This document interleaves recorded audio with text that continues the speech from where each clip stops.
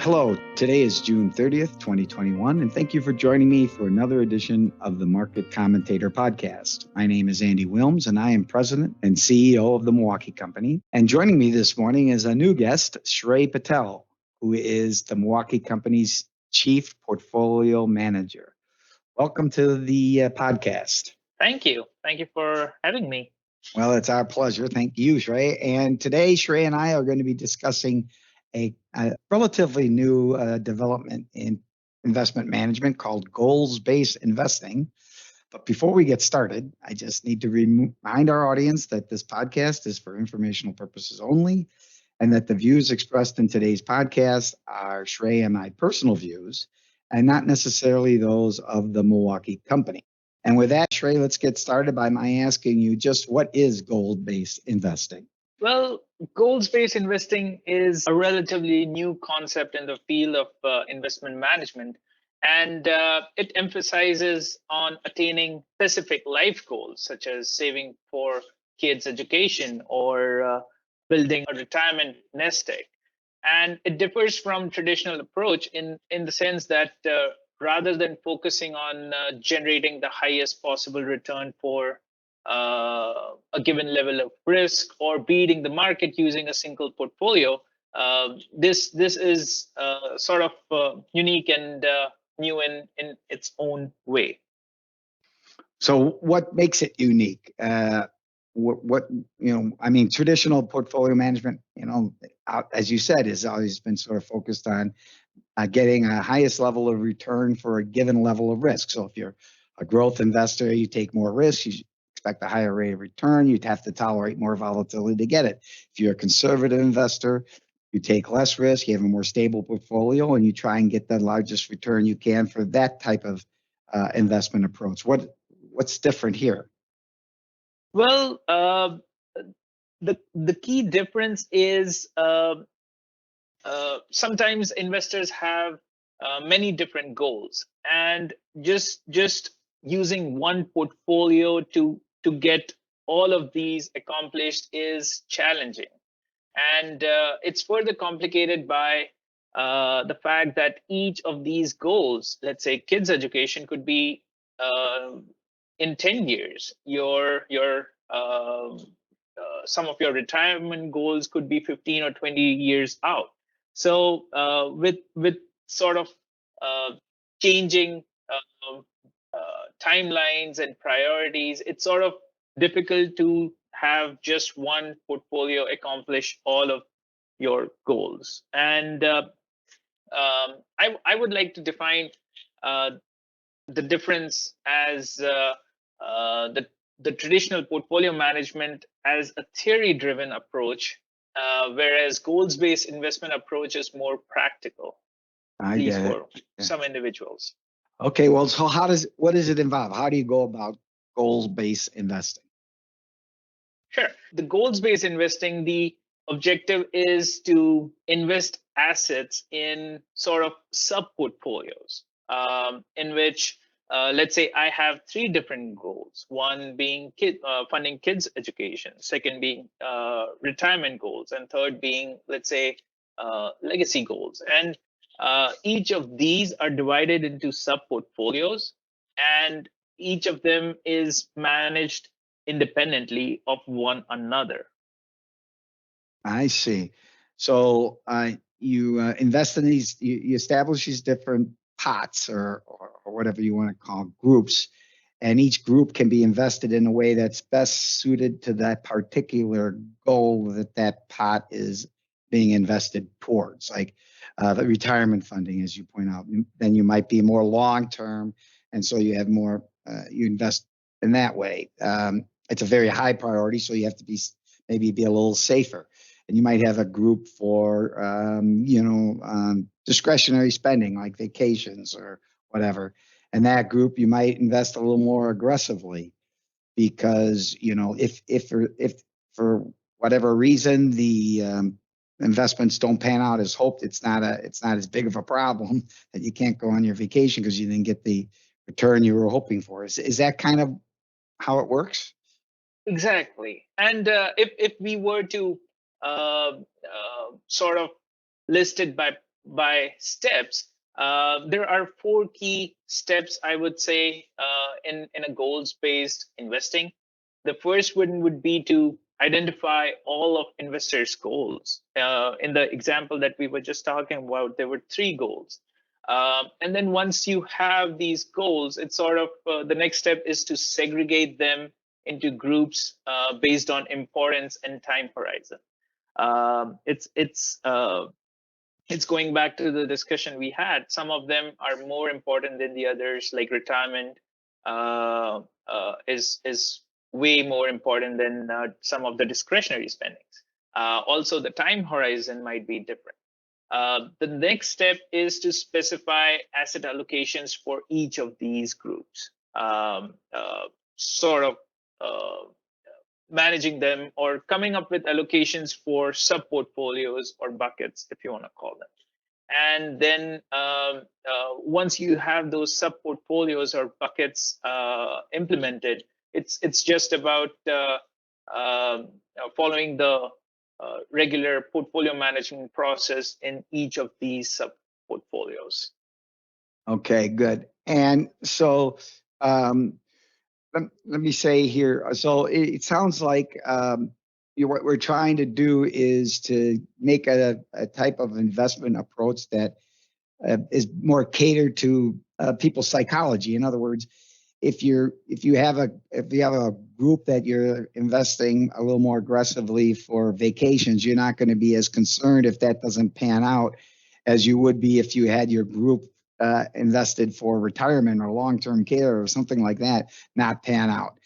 And so you can be a little more, I guess, a little more patient or understanding with your portfolio. It seems to encourage better investor behavior. Is that fair to say? Exactly. Yes. Yeah, that's a great way to put it. And just one example could be, let's say I have two portfolios, one being my retirement and one being for my discretionary spending, maybe a house in Cancun, for example. But if my portfolio for discretionary spending is more aggressive, and my retirement savings are positioned more conservatively, I am less likely to deviate from my strategy uh, in those two portfolios if I know uh, my retirement savings are on track, even if my aggressively positioned uh, portfolio is not doing well. So, Okay. like you said, like it encourages good, disciplined investment behavior. Got it. It's going to reduce that impulse to make impulsive decision making or the tendency to overreact when we have something that didn't work out the way we wanted it to, because those things that are more risky are assigned to usually going to be assigned to less important goals. I get it. So who do you think is best suited to goals based investing? Well, the applications are endless. For young individuals, I think it makes a lot of sense. They when they are beginning to start their investment process, they could have several goals. They could be funding for their wedding. They could be funding for their retirement and so on. And I think it's very important because at that time itself, wedding might be 5-10 years out, retirement might be 60 years out, and so combining those two objectives in a single portfolio might not be uh, a great decision. Hey, Shrey, I got to interrupt you there because you weren't engaged 5 or 10 years, buddy. I don't know many fiancés that are going to wait 10 years to get walked down the aisle. But I understand your point. I get it, and so I guess the key there is anybody who has multiple investment goals of different importance and timeframes would be well suited to goals based investing. if your one goal is to maximize return, then this isn't probably the right thing for you.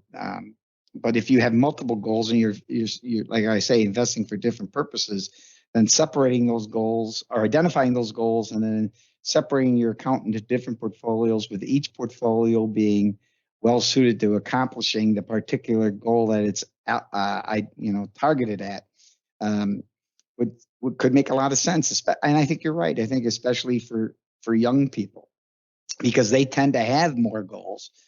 An old guy like me, I no longer have to worry about saving for my kids' education or buying a home. I've accomplished those things at this point in my life. So my primary goals are more simple, basically providing for this, financial support for my family, and ideally leaving an inheritance for my descendants, and set some side money aside for charitable donations, after my death. So it's a simpler picture, and there, the primary thing would be maximizing returns. So maybe I wouldn't need to have all separate pots to accomplish those things. But if you're young and you've got all these different goals that you're going to be accomplishing at different points in your life, this type of approach would seem to make a lot of sense. Let me also say that, this isn't really a set it and forget it type of investing, right? I mean, some people just like to come up with their investment strategy, apply it to their portfolio, or have their manager work with it. And you don't have to be, revisiting it a lot. It would seem to me this type of portfolio management would require a more proactive approach, both on the investors side, because they're going to have to keep as you get older and your life changes, your goals are going to change, right? I mean, some are going to be dropped off, or circumstances are going to change your goals. And I think they're going to have to, it's probably not something you want to try to do by yourself, or it's not going to be much harder if you do it by yourself, I would think, because there's a behavioral aspect to this. And so you probably want to be working with a good investment advisor who understands your goals and can help you modify your portfolio as those goals change. Does that sound right to you, or? Yes, exactly. And like you mentioned earlier, this approach tries to integrate traditional finance with behavioral theory. And therefore, it is very critical to develop an investment plan that sort of carefully combines these two approaches so that they work harmoniously towards the investor's goals. And unlike maybe a more traditional financial plan, this is a plan, or even a traditional financial plan. Of course, you want to review it periodically, but I would think here you'd have to be a little more proactive in making sure the plan is still in line with your goals as life goes forward. Absolutely, yes. It Okay. it requires constant update, just like we have in our traditional portfolio management process. We have annual meetings with our clients, making sure everything is still the same. Their objectives have not changed. Their financial condition or situation has not changed, and there are no additional fundings, so on and so forth. So yeah, long story short, it is a constant process rather than a set it and forget it type of process. Right. And but I can definitely see the appeal to this. I can understand why this is, become the next big thing in investment management, especially for younger people, because it really allows them the sense of achievement when they have a portfolio and it gets to the point where that goal, it comes time to fund the goal that you set for that portfolio, and the portfolio is sufficient to do that. That's a very rewarding experience. So I think it's terrific. Well, I think that'll wrap it up for today, Shrey. But unless there's something else you'd like to add that I haven't asked you about. No, that should be all. Yep. Okay. Well, but before we close, I would like to mention that we have added a tool to our website that can help our clients or visitors of our website, whether they're clients or not, you'll go through the process of preparing for an investment goals-based approach. It's a questionnaire that you can complete, and we just added it. I'm pretty happy with it. So to see it, you want to go to the MilwaukeeCompany.com website, and then you'll see in the upper hand kind of different tabs, and click the tab that says quizzes. And under that quiz, you'll see one for goals-based investing, but you'll also see questionnaires, I think, that have been there for a while on measuring risk tolerance. And those, I think, are very helpful too. Anybody who wants to take the time to fill out those questionnaires, it's a very short, they take just a few minutes to do.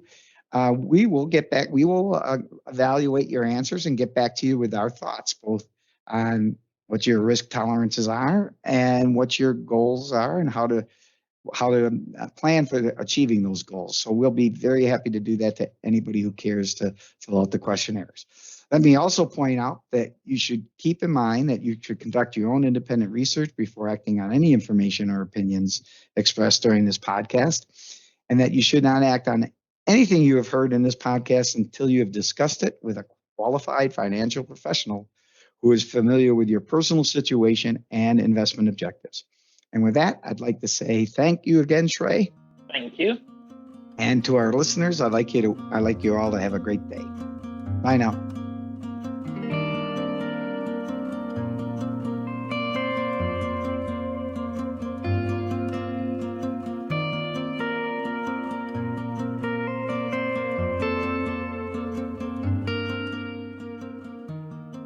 This podcast is for general informational purposes only and is not intended to be a solicitation, offering, or recommendation of any security, commodity, derivative, investment management service, or advisory service.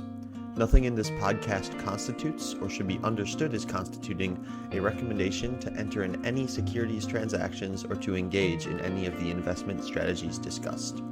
Viewers should consult with an independent financial professional or independently research and verify information presented in this podcast before acting on it.